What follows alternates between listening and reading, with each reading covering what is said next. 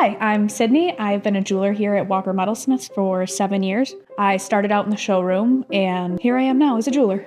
I'm an artist also. I really love drawing wildlife and pets, and I use colored pencils primarily. I started designing right in the beginning. I designed our Salmon of Knowledge, and I was able to give that to my dad for the first thing I ever made as a jeweler.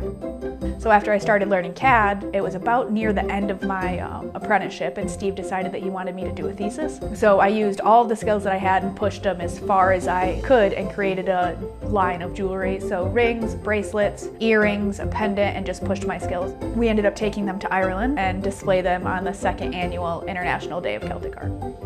Working in the same town I grew up in is rewarding because there's always familiar faces that I've known since I was growing up who have seen me as an artist from when I was little to see me growing into a jeweler today, and it's always nice to have those people on your side. Hi, I'm Sydney, and thanks for getting to know me.